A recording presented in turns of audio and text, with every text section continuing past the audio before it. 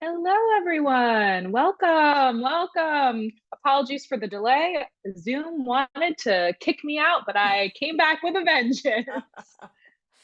So nice to see you all, and so nice to see you, Kim. I am so excited for our chat today. I'm just going to get through a couple of housekeeping things before we officially get started. My name is Dana Kowalder. I'm the director of production here at LIT, and I am so thrilled to welcome you on this beautiful September day to our wonderful fireside chat with the one and only Kim Scott. So just as an overview for today, in case you've never joined for our fireside chats, we've been doing them for a couple months now. So I hope you've had a chance to check them out, but we're thrilled you're here today. We're going to chat with Kim for the next hour to get to know her, about her video book, about her work with Radical Candor. We're also going to be watching a few short clips from the video book. So if you haven't had a chance to check it out yet, this will be a great way for you to get familiar with all the amazing key concepts and her brilliant ideas.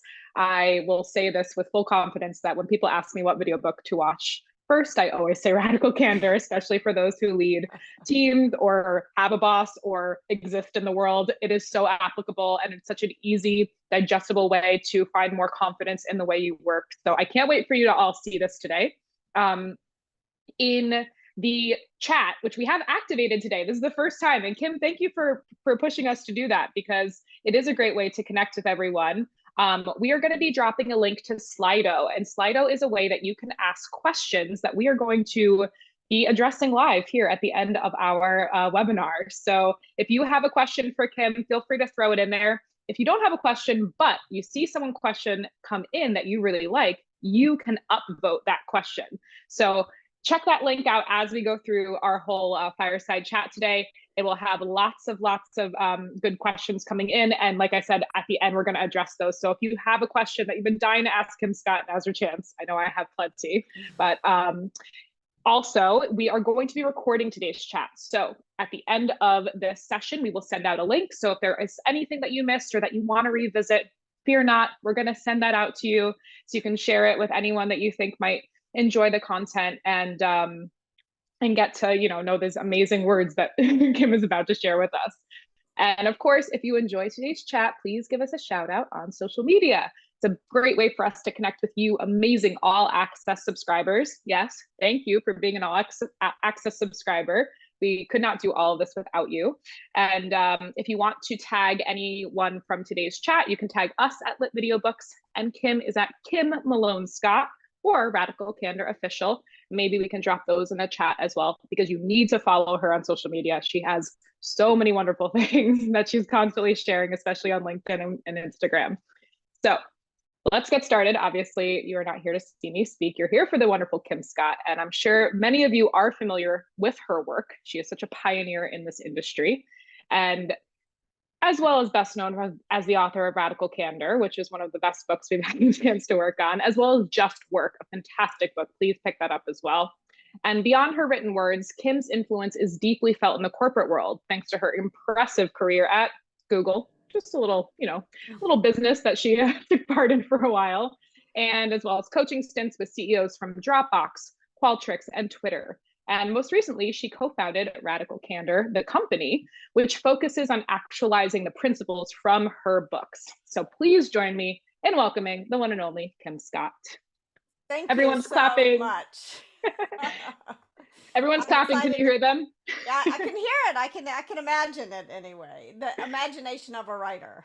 Yes, of course. Filling in the gaps.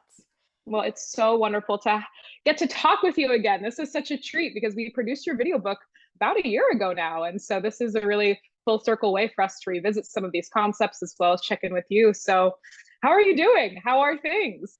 Things are really good. I have some fast breaking news. So the title of Just Work, alas, just didn't work. I got some feedback. People thought I was telling them to just work all the time, and that's not what I was saying. So we're going to relaunch the paperback as Radical Respect, and I also did a lot of cuts. So that's coming out. Maybe we'll do a lit video book of Radical Respect. Well, you heard it here first, folks. This is coming to you live. That is some breaking news. Yeah, I don't think anyone who knows your work would ever think that you're telling them to work all the time. I think you No, really promote but the opposite. yeah, But a two-word title can be dangerous. I mean, radical candor, sometimes people use it as an excuse to act like a jerk, which is not radical candor, but the dangers of a catchy two-word title.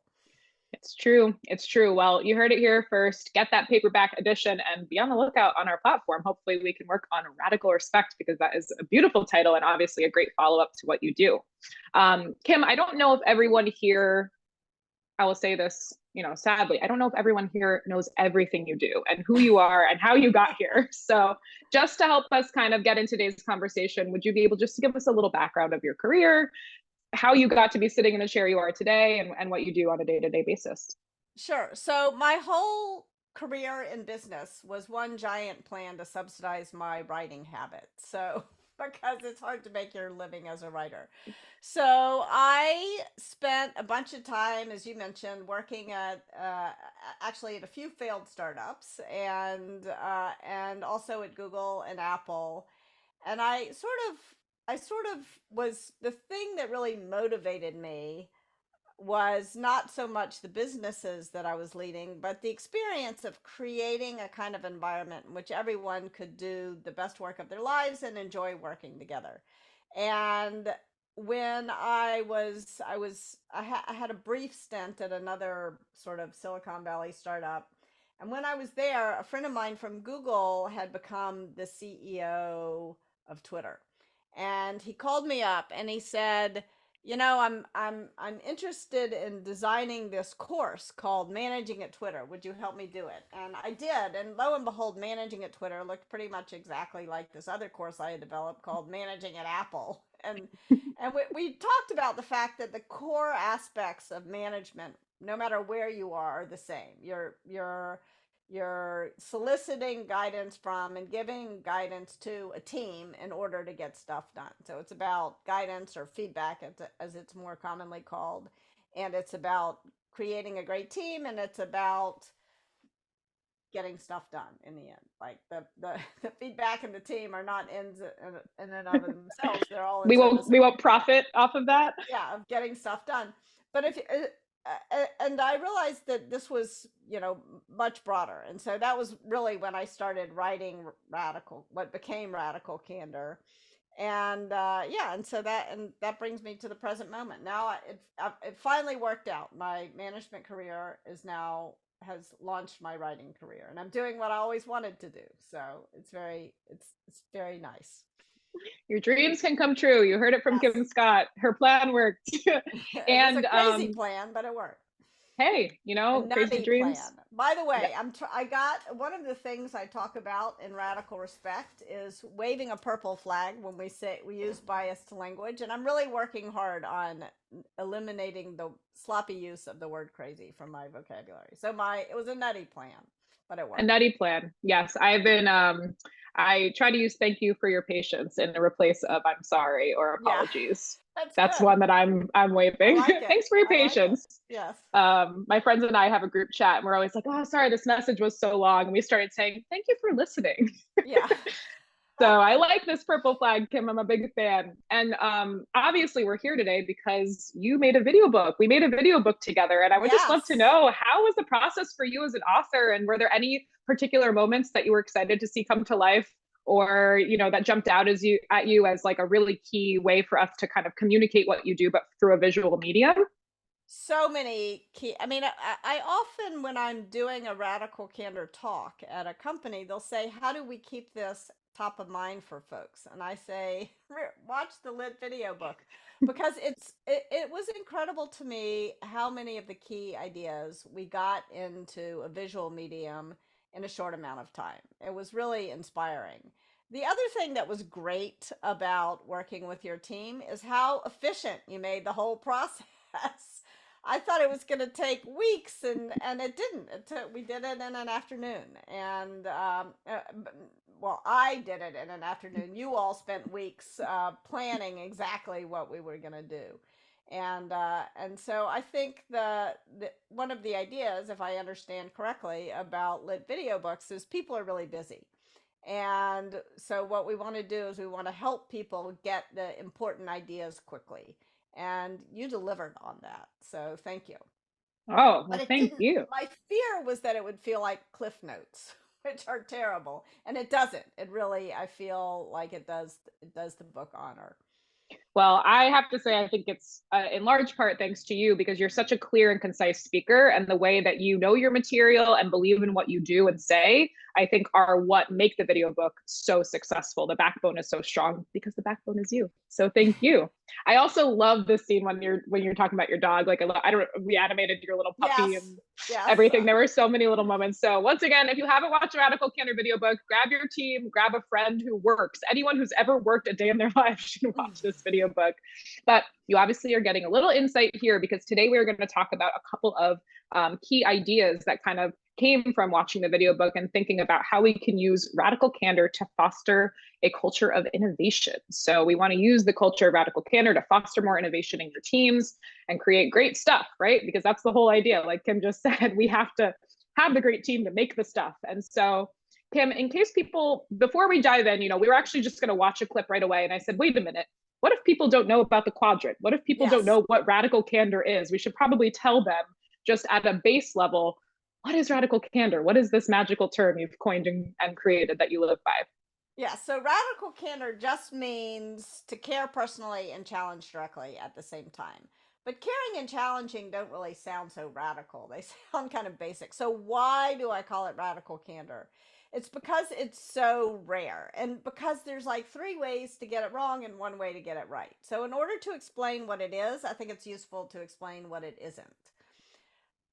Sometimes people use radical candor like an excuse to be a jerk. Someone will charge into a conference room and they'll say, the spirit of radical candor, and then they just act like a garden variety jerk. And that is not the spirit of radical candor. That is the spirit of obnoxious aggression, which is one of the ways that we can get it wrong. So if you want to think about radical candor in terms of a simple visual, it's on the vertical axis is care personally. On the horizontal axis is challenge directly. In the upper right hand quadrant is radical candor. In the bottom right hand quadrant is obnoxious aggression. This is what happens when we challenge directly, but we forget to show that we care personally. And obnoxious aggression is a big problem. It's a problem because it hurts other people. It's a problem because it's inefficient. If I act like a jerk to you, then you go into fight or flight mode, and then you literally cannot hear what I'm saying. So I'm wasting my breath. But it's also a problem because I don't know about you and everybody listening. So I'd love to get some thoughts in the chat about this. But when I realize I've acted like a jerk, it's not my instinct to go the right way on care personally. Instead, it's my instinct to go the wrong way on challenge directly. And then I wind up in the very worst place of all. This is the hero's journey to the worst place of all, manipulative insincerity. Manipulative insincerity is in the bottom left hand quadrant, and that's what happens when you neither care nor challenge. And yet we all do this all of the time. It's kind of the false apology. Oh, it's no big deal. It doesn't matter. But it is a big deal and it does matter. That's why I just said it. So if obnoxious aggression is front stabbing, manipulative insincerity is backstabbing. And, when we talk about things going wrong at work, we're often talking about obnoxious aggression or manipulative insincerity because that's kind of where the drama is. But in my experience, the vast majority of us make the vast majority of our mistakes in this last quadrant, in the upper left hand quadrant. This is what happens when we're so worried about not hurting someone's feelings or not offending them that we say nothing. We fail to say the thing that needs to be said. And that's what I call ruinous empathy. So that is radical candor in a nutshell. Oh, the ruinous empathy. It takes Yes. down so many who want to do so much good, but end up, defeating themselves in the process. Yeah. And So, burning themselves out. It's stressful to be in yes, ruinous empathy. It's stressful not to say the thing that you want to say. it's true. It's true. It goes against a lot of what our human core values are trying to get us to do, which is be honest and truthful. Well, that was an amazing overview. Kim has a ton of resources, but also if you watch the Radical Candor video book, you will see we have a drawing of the quadrant and it is step by step, kind of takes you through each quadrant and how to avoid or live in the radical candor quadrant, which is where we want to live. So definitely check the video book out after this if you have not watched it, because it will give you a visual overview of that. But getting into today's chat and theme, so like I said, we are looking at how a culture of radical candor can foster innovation. And of course, in this day and age where there's so much to compete with when it comes to any business that we're running, innovation is such a key element to success. And so we're hoping that this can help bring you some tools in your teams that you're all working with out there, who are currently watching this awesome chat. So the first topic we want to talk about is Kim's idea of recipes. And I don't think that they're the normal New York Times cooking recipes that are being fed to you in your inbox 4 times a day, but I think they're a little different. So let's take a look at how knowing the special sauce about yourself and your employees can be crucial to fostering innovation. Let's take a look. So one of the things that I found really helpful in my career was to take a big step back and to think about, what's my recipe? What are the things that I need to do on a daily, weekly, monthly, quarterly basis to stay centered? And everybody's recipe is different. In 1998, Scott's team members took the time to share what they each needed to stay centered. So there was a guy on that team whose daughter was having to have brain surgery that summer. So he and his wife were under enormous stress. And he said one of the things he needed to do was to take a walk in daylight hours with his wife. And this was the kind of project where people were working really long hours. And so that seemed almost an impossibility. And we just decided we're going to structure our work in such a way that he can do that. And either in the morning, if he came in and we said, did you get a walk this morning? If the answer was no, he had to leave at 4. And if we had to get back on the phone later, we would do it. If we hadn't had that conversation, then we all would have felt sort of helplessly sad about the situation that he was in. But as it was, we felt like there was something we could do to help him. I think it's really important to remember that when we communicate with people, we communicate on an emotional plane and on an intellectual plane at the same time. And when we dismiss the emotional signals that other people are sending us, then we're just not going to communicate very well. Emotional signals, Kim, you're tugging at my heartstrings. It is so important. What a beautiful story also. Thank you for sharing that in the video book. Thank you. Yeah, it was like a really, it was an important moment for me in my career. And I kind of want to put into context why it's so important to stay centered. Because if you think about your job as a manager, I think about things in terms of very visually. So I'm going to ask you to imagine like 3 concentric circles. At the center of your ability to get things done and to innovate as a manager is actually yourself. And that's why if you think about a wheel, what happens when the center gets out of alignment? It can't spin very fast. You can't get stuff done. So at the very center is yourself. And that's why your happiness recipe is or your centeredness recipe is so important. And then the next concentric circle is your relationships, because your relationships with each direct report are essential to your ability to fulfill your responsibilities. So I said earlier, you have kind of 3 responsibilities as a manager. You want to create this culture of guidance so that when you build a high-performing team, people are actually talking to each other in service of getting things done. And when your relationships are strong and when you yourself are strong, then only then can you really fulfill your responsibilities as a manager. And then the way in which you fulfill those responsibilities is what creates your culture and your culture of innovation. So that's kind of like another way to look at why was I so worried about everybody being happy? That's why. That happiness thing. Yes.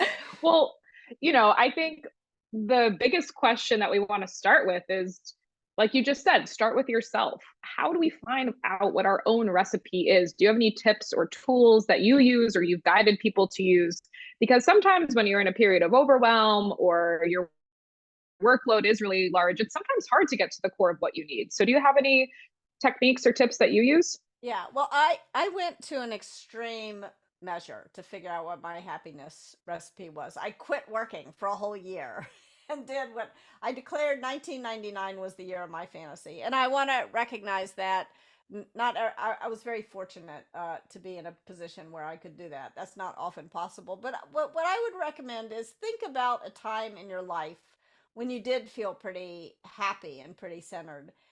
Or like next time you take a vacation, uh, try to think about what is it about being on vacation that is so great, and figure out if you can take that back to work with you. So what I figured out in that year was that if I got enough exercise every day, and it didn't take a ton of time. I needed sort of 45 minutes to an hour to get an hour and 15 minutes if you include the shower after the exercise. But whatever, it was time, but not infinite time. And Sure. I also needed to get sleep, and that did take a lot of time. I needed 8 full hours of sleep every night, and then I was like much clearer in my thinking, and I had more emotional reserves. And I needed to have a conversation with someone I loved. I needed to connect with someone who I was really intimate with. And if I could do those three things every day, and then for a little bonus, if I could read a novel a week. So if I could do those things, then I could stay centered no matter how stressed that my situation was. And if I didn't do those things, then even when I was, on easy street, I got all stressed and worked up. And so that was really what it took for me. But different people need different things. And different, like, even if you talk about exercise, like some people really love to exercise with others. I hate that. I mean, I like to take a walk with my husband, but I don't like exercising like in a class or something. But that doesn't mean like there's a right way or a wrong way. Some people need to meditate. For me, I've tried it. I admire it. I can't do it. It's, so figure out what is it for you that you need, and talk to other people about what you need. Talk to your team. I did another exercise with a team that was sort of experiencing burnout.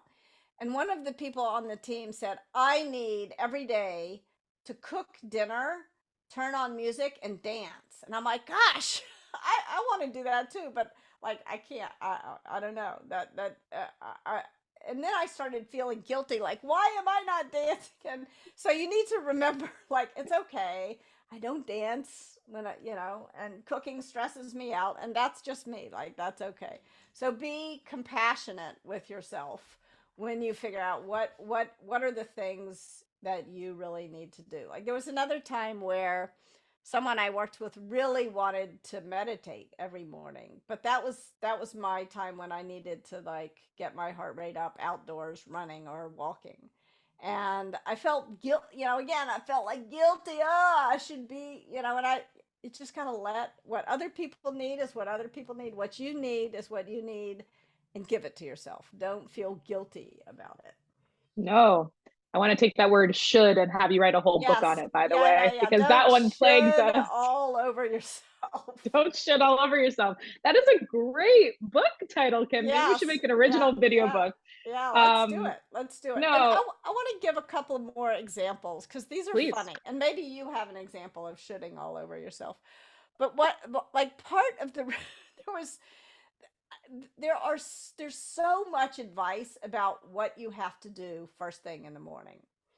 And so somebody told me once, you got to eat before you do anything else. You got to eat. Somebody else said, before you do anything else, you got to exercise. Somebody else said, before you do anything else, you got to meditate. Like, and all of a sudden I was shitting all over and then one day, my, when he was really little, my son came into my bedroom, right when I was like, do I exercise? Do I meditate? Do I eat? Like I'm lying in bed, paralyzed. And he was still such a little, he's big now, he was such a little boy then at this time. He came in to my room. My husband and I were both sort of still in bed, and he crawled into bed with us, and I'm like, this is what I want to do right now. What a snuggle. When you And just so, use that beautiful word, want. This is what I want yes, to do right now. yeah, This is what my body needs right now. yeah, this is what this is what I need to do first thing in the morning. So, like he's 14, and believe me, he's not crawling into bed with us in the morning anymore. So it changes what you need to do first thing in the morning. Well, and that's a big, thing to address as well, right? Your recipe might be different when you're Yeah. first out of college and starting a new career to when you're, perhaps midway through your career and have Yes, a when you're family and a home 56, life. I'm not running anymore. I'm taking the walk. Well, you look great. I Well, never thank would have you. guessed that. But, the other thing to consider that we were curious to ask you about as well is, of course, big hot topic, as always, is so many folks like myself. I'm currently sitting at home working from my home office, are working from home. And also, in a way, the balance has shifted into what their work and life looks like, because sometimes I'll end up working from, like a longer stretch of time because I was able to get other things done throughout the day. And I'm realizing, wait a minute, I don't have as many boundaries up, around the things that Yeah. I do. Have you noticed people's recipes or even your own recipe change in this, post pandemic world of working from home and remote work? And if so, how do you, suggest kind of making sure that your work and home are integrated and all Yeah. aligned when it comes to your recipe? Because those are things that we used to have really separate that are now all kind of mushed together. We made a big stew out of our Yeah, lives. yes we have. And I like what you said about integrated, because I think that if you want to keep them totally separate and you set your work and your life in competition with one another, then you're always going to lose that fight, because they're both parts of you, and you're always going to feel guilty. Yeah. And so I think a couple of things are worth mentioning. One, I want to double click on this notion of integration, because here's an example of something that happened for me. When my kids were much younger, they were, I have twins, and I had picked them up from nursery school, and I drove them home, and they started bickering at each other. They started fighting. I was like, can you all stop it? It was like in the mood, and I was stressed out. I had a lot going on. I had to get home for a meeting, and I was working at home at the time, but there was lots going on. And finally, they just started, "Bah, bah, bah," and I pulled the car over. I was like enraged, and I looked back at them, and I said, I am so mad. It's not safe for me to drive. And then I got out of the car and I ran around the car a couple times. And the kids' eyes were like saucers. They were like, oh my gosh, mom has lost They it. broke you. And yes, yes. And I got back in the car, and there's like this tense silence in the back seat. And I got home, and I was full of regret. I thought, oh, I wish I could talk to them about what just happened. But I had this meeting, and I was feeling like work was robbing me of this important moment I needed to have with my children. And like, I felt like I got stressed out because of work. And so I was blaming work. But anyway, I had this call. So I got on the call, and, and all of a sudden I realized both kids were on either side of me. I was taking the call from a couch. They were on either side of me, just relaxed. And they were like, oh, the mother who's in control of herself, professional mom, is like more soothing to them than anything I could have said. And it was such a great moment about how when you're happy in your work, you bring that joy home. And when you're happy at home, you bring that joy to work. And you can get these double bounces. When I was coaching Ryan Smith when he was CEO of Qualtrics, and we talked a lot about trying to get those double bounces out of work and life. And so I think that the notion of integration is really important. But I also want to acknowledge that it was sort of easier when you were at work for a certain number of hours and you knew you were at work, and then you were at home, and so that felt sort of psychologically easier. But at a practical level, and everybody feels differently, so people should feel free to drop in the Slido their experiences and let me know why I'm wrong about this. But for me, for example, one of the things that used to bother me about getting exercise was I felt like if I didn't do it before work, then it never was going to happen. So I would wake up earlier, and then that would make me go to bed later or earlier than I wanted to go. I'm kind of a night owl, not a morning person. And now I can wake up and start working, and then I can easily exercise, at any point in my day when I have an hour and 15-minute gap. And I put actually exercise time in my calendar in the middle of the day usually. And then because I'm not in person, I don't even have to shower after I exercise. That's correct. We would have no idea if you just went for a run. I will tell you that I haven't showered yet today. I will confess. But that's okay. And I'm a little stinky, but you cannot smell me. So there are some hidden benefits of I think this new situation that we find ourselves in. But what I will say is, and this goes back to your happiness recipe, put the things you need to do to stay happy or centered into your calendar. So in the morning, I need to make breakfast and take my kids to school. And that is in my calendar. The nice thing about calendar is people can't schedule over it. You preserve that time. I have an hour and 15 minutes, and I think I'm going to move this to longer because I've decided I like being outside more. But right now I have an hour and 15 minutes every day, an exercise block. And then I have a block, when my day is over, I block the time. I say, it's time to make and eat dinner, and that I put that in my calendar. So I think using tools like your calendar to make sure that you're doing the things that you need to do for yourself is important. Another thing that I recommend about calendar and sort of making sure that we're not working all the time is to block time. Often the work that you do alone, we all have, for some part of our work, we need to be alone, not with someone else to do it. So I block writing time because that's time I need alone.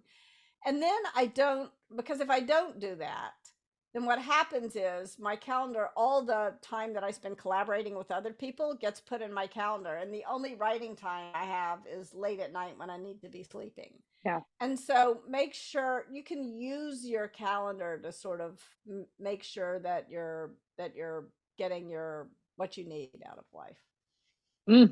Calendars all the way. I love this. Yes. I think it's, such a simple, easy tool that people can take with them. And also as a great way. It's not simple. It's hard. I will admit, yes. I was talking to someone about this and they're like, I put it in my calendar and then I ignore what my calendar tells me. So all it takes is emotional discipline. And that for me at least is in short supply. Well, once again, breaking news. All it takes is emotional discipline. Yes. Come on, folks. Yeah, exactly. Well, it's definitely so helpful to hear you talk about recipes and think about how to identify your recipes. I love what you said about thinking when you're on vacation or when you're in a moment of peace to weigh in and calculate what is making those, gears turn in a way that feels solid and like you could really take on the day. And so thank you for all of that. We have another theme we want to explore. So we're going to move on to the second theme, which is soliciting feedback, which is really a lot of the core of Radical Candor and how that skill is important for growth. So let's take a look at the video book. Great. If people don't know what they're doing wrong, they can't possibly fix it. And equally, even more importantly, if people don't know what they're doing right, they can't do more of it. Where does this kind of culture begin? Radical Candor always begins with soliciting feedback, especially if you're the boss. The best time to solicit feedback is after one-on-ones. Now, there are 4 things to remember when soliciting feedback. The first is to come up with a go-to question. The question that I like to ask people is, what could I do or stop doing that would make it easier to work with me? But don't take my question. If you sound like Kim Scott instead of like yourself, people won't believe that you really want to know the answer. Write down your question, make sure that it sounds like you. You may have to adjust for the other person. And you also want to make sure that you're asking a question that can't be answered with a yes or a no. No matter how good your question is, I've got some bad news for you. The other person is still going to feel uncomfortable. The only way out of this is through it. You just have to embrace the discomfort. Simplest way I know of to do that is close your mouth and count to 6. I only made it to 3 just there, and you were starting to squirm. Almost no one can endure 6 seconds of silence. They're going to tell you something. It may not be the most profound thing in the world, but they'll say something. Now you have dragged this poor soul out on a conversational limb that they never wanted to go on. Your next job is to listen with the intent to understand, not to respond. Simplest way I know of to do that is to ask a couple of follow-up questions or to offer an example of what you think they mean, just to check for understanding. Finally, and importantly, we must reward the candor. We kind of left that on a cliffhanger. Reward the candor. Yes. What is rewarding the candor? Let's tell everyone live. Rewarding the candor is really about making sure that you are making your listening tangible. And you can do that in one of 3 ways. If you agree with the feedback, make sure that you fix the problem. It's not enough to say, thank you for the feedback, and then do nothing. You got to fix the problem. If you agree with the feedback, but it's going to take you a while, you need to make those interim steps sort of visible. What are you doing? What steps are you taking? And then if you disagree with the feedback, you need to say so. But this is part of the reason I think why often we're reluctant to solicit feedback, because we feel wedged, we ask for the feedback. Now the person says the thing and now we disagree. Now what? So what do you do in that moment? Look for that 5 or 10% of what the person said that you can agree with. And then you want to make sure that you give voice to that. But say, as for the rest of it, I'm not sure I agree. Let's talk more. And in that conversation, it's easy to feel like this disagreement poses a risk to your relationship. But I don't know about you, but for me, some of the best conversations, some of the best relationships I've ever had in my career have all started with a good, respectful disagreement. So remember that you can disagree in a way that rewards the candor by being super respectful and by being willing to listen, challenge, commit. Listen, challenge, commit. Love those 3. And so, obviously we can see and we know that getting feedback is crucial for growth, and it's scary, and you have to commit to wanting it and maybe sometimes even asking for it. And so is there a certain type of feedback we should be looking for or giving? Like just like radical candor, there's quadrants, right? Is there a quadrant for feedback? Obviously using radical candor in it, I'm sure, caring, personally, challenging directly, but any thoughts on that? So when I say solicit feedback, what I really mean is you're soliciting criticism. You're not really fishing for compliments in this situation. Oh, so man. Feedback can be kind of a euphemism. Okay. And you want to make sure that you're open to the feedback. And so sometimes you'll solicit feedback and you will not get radical candor in response. You'll get obnoxious aggression. But this is not your moment to criticize the criticism. You want to try to, if you get some feedback, even if it's not especially well delivered, you want to try to take it on board. It's sort of like you're mining for gold here.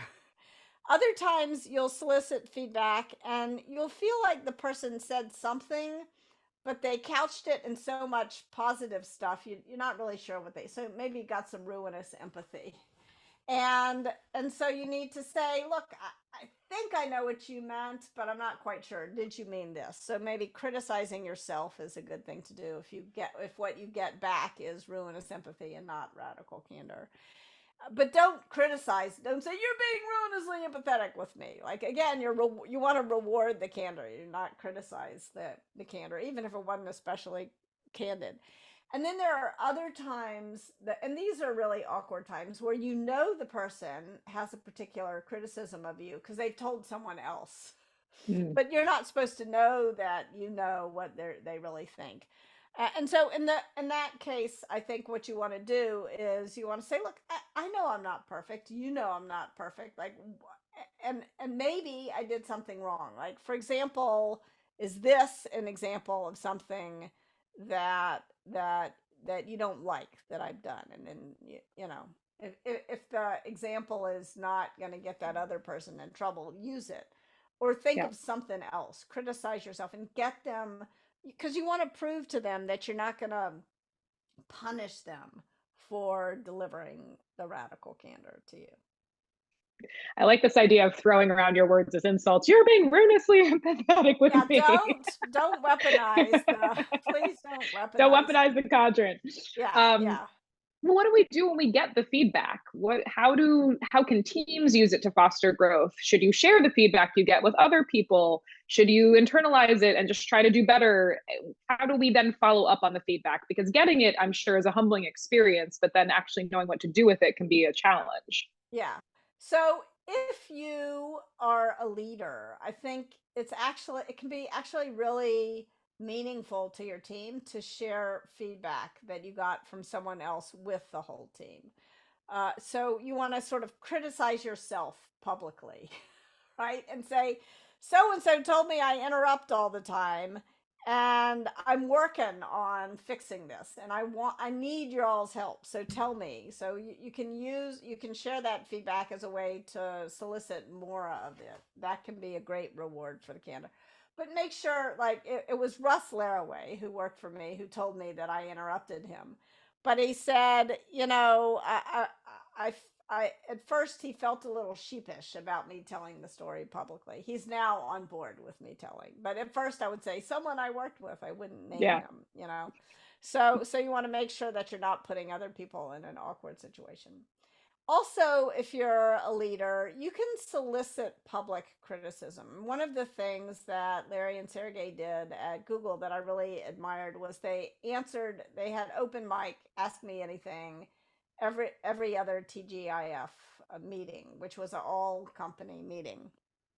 And it it was really good that they did that. It was good because it gave them an opportunity to lead by example, to show that they treated feedback as a gift, and not they didn't get defensive about. And sometimes they got, some of the questions were maybe I would say obnoxiously aggressive, but they took it, and showing that you're not going to punish people for giving you feedback when you're the leader is really important.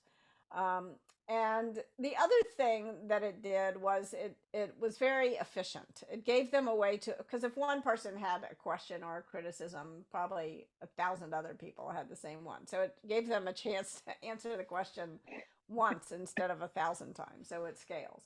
So if you're a leader, I think making yourself the exception to the rule of criticize in private is really important. If you are not a leader, you don't have to criticize yourself publicly, but you do want to go back to that person who gave you the feedback and say, look, here's how I fixed or gave you the criticism. Let's call it what it is instead of using a euphemism.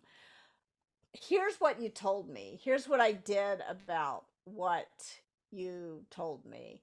Did I overcorrect? Did I undercorrect? Do you want to make your listening tangible? Another thing that I used to do is when I was at Google, one of our customers gave us this big glass statue. I don't know why, but anyway, we got this big. It was very visible and sort of noteworthy. And when someone would criticize me, or when I would say something and they would tell me that I was wrong, I would go and I realized that they were right and I was wrong. I would go and put that statue on their desk and I would say, you win the, Kim was wrong, you were right statue this week. So being sort of theatrical can help. Another thing that I did to sort of help people get comfortable with making mistakes was I bought a stuffed daisy.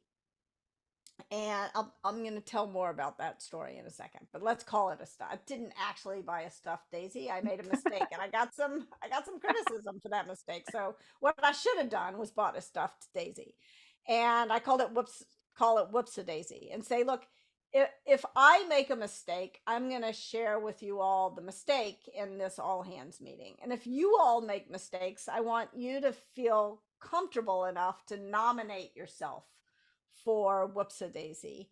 And then you'll get instant forgiveness. That's my commitment to you. And you'll help everybody else not make the same mistake.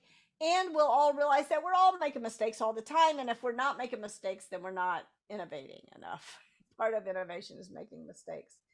And so that was, it was, and at first, I want to say something important about Whoops-a-daisy. At first, no, only I shared my mistake, and there were sort of crickets.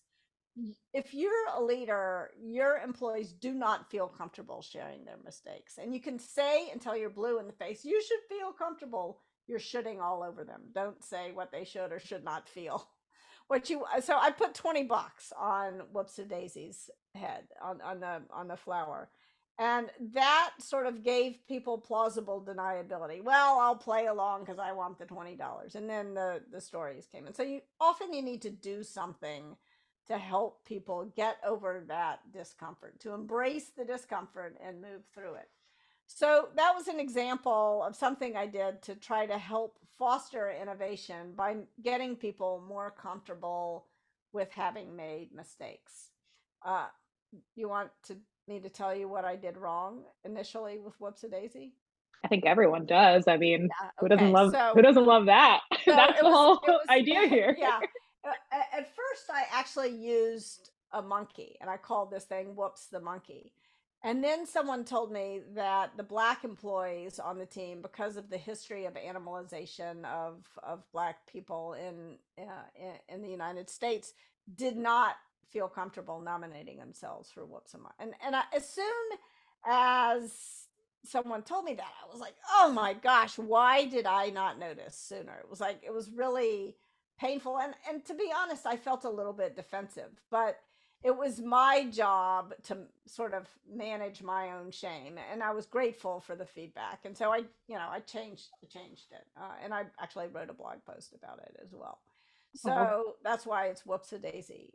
If you read an old version of Radical Candor, you might notice that I called it Whoops the Monkey, and that's why I changed it. Well, that's also very, it's very important that you just shared that, because I think also knowing that we are sometimes going to make mistakes, but then figuring out how we can correct, apologize, learn, grow, and move forward in both an evolved sense that we know something different and we will then be champions of helping other people not ever make those mistakes, as well as being humble enough to tell a group of people, I find to be a very important part of a leader. So thank you for sharing that. Yes. Well, thank you for giving me the platform for sharing it. And I think it's really important with Radical Candor to remember, fundamental to this is a growth mindset, where we believe that if we can't do right if we don't know what we did wrong.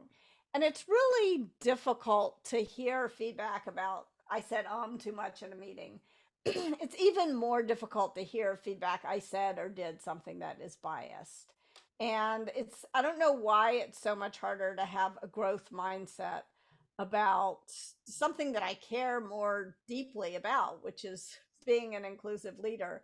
But it is. And that's the topic of Just Work, just renamed Radical Respect. Well, get your Radical Respect on, go get that new book. But before you do that, we're running a little over. We always do, because we get these incredible conversations. Thank you for all of this, Kim. We do have a couple of Q&A questions coming in hot from Slido. These are completely unprepared, unrehearsed. She has no idea what I'm going to ask her. So here we go. From the brilliant mind of Anonymous, do you discuss your approaches on giving feedback with employees in advance? I don't always do it, but I wish I did always do it. So I just want to acknowledge, let's cut ourselves some slack.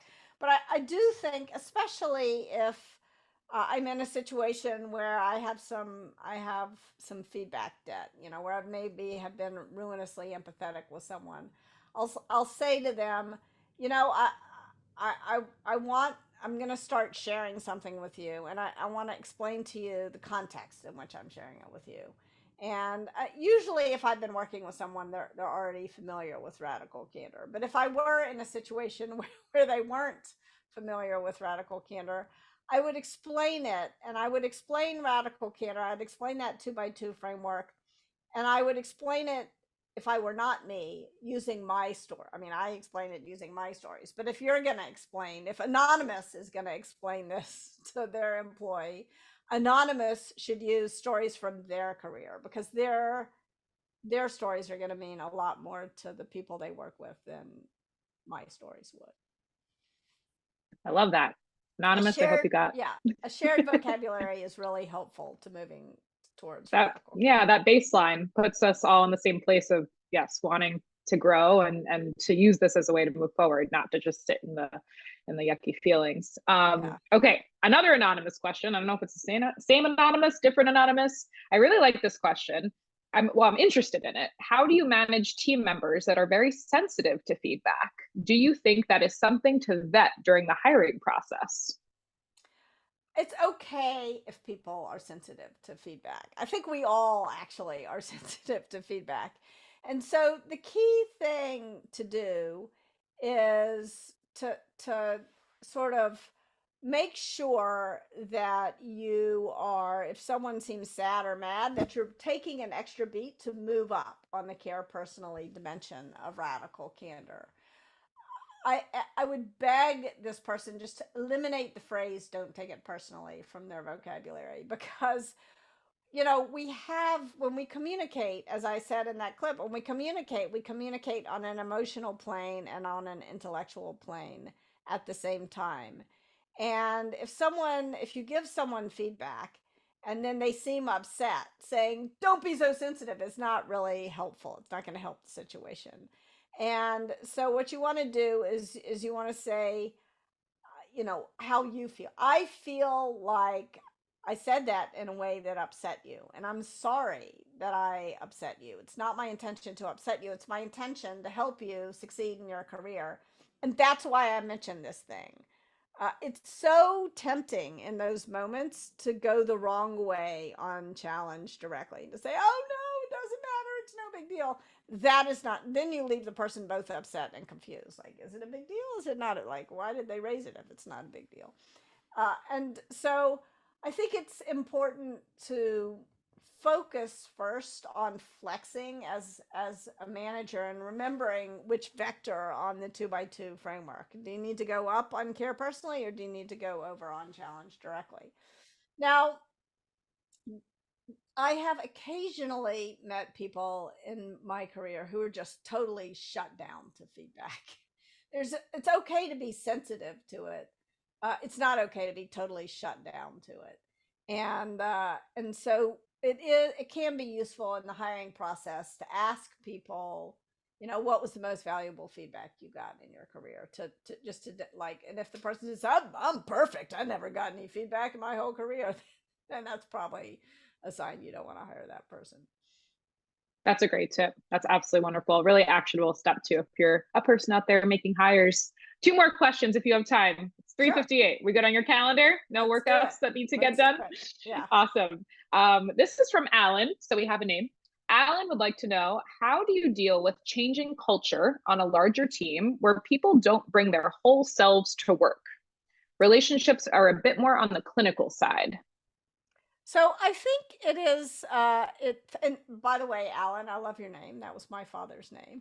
I think that it's not uncommon for people not to bring their whole selves to work. And sometimes it's important to recognize that sometimes they don't bring their whole selves to work because it hasn't been safe historically to do that. And I talk a lot about this in Just Work. So I think that is really important. I also think that the the thing to do is to focus on relationships. And if you're a leader of a team where you feel like people don't feel safe bringing their whole selves to work, telling them you should feel safe to bring your whole self to work is not going to make them feel safe. So what can you do? You want to really focus on building and improving the relationships with the people, because when you have real human relationships at work, that does create safety. And one of the things you can do to build that relationship and to create that feeling of psychological safety is to solicit feedback. Amy Edmondson, who coined the term psychological safety, and I wrote an article about this recently, so we can drop that in for folks. So that's my suggestion. Also, like, use your one-on-ones to make sure that Yeah. you're really getting to know the people on your team. Have career conversations with them.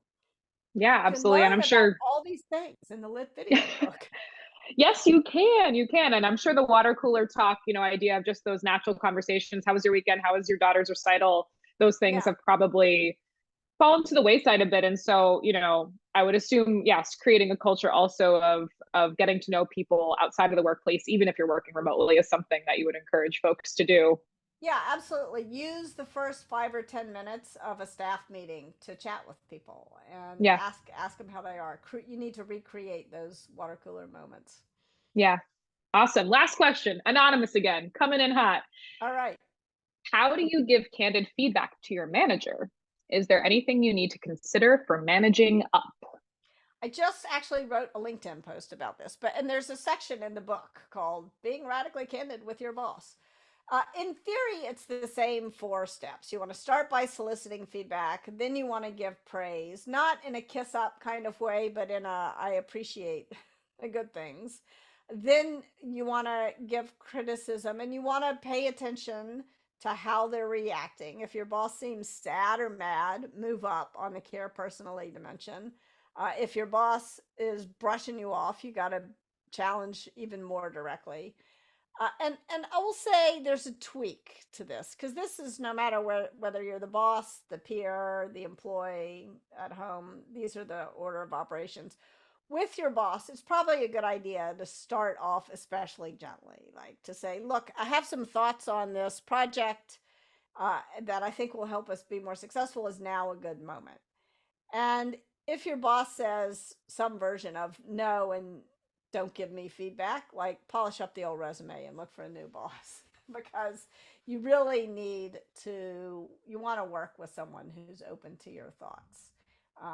And I think that's like before. And if you're looking for a new job, like, make sure you ask after you get the offer. It's always good to ask the hard questions after you get the offer, but ask this person, um, what's the best feedback you ever got? What's the best way to give you feedback? And if they're like, it's not your job to give me feedback, don't go work for that person. So that's, I think, the nuance of it. But it's the same thing. You want to solicit feedback, you want to give praise, you want to give criticism, and whether it's praise or criticism, you want to gauge how it's landing and go the right vector on the radical candor framework.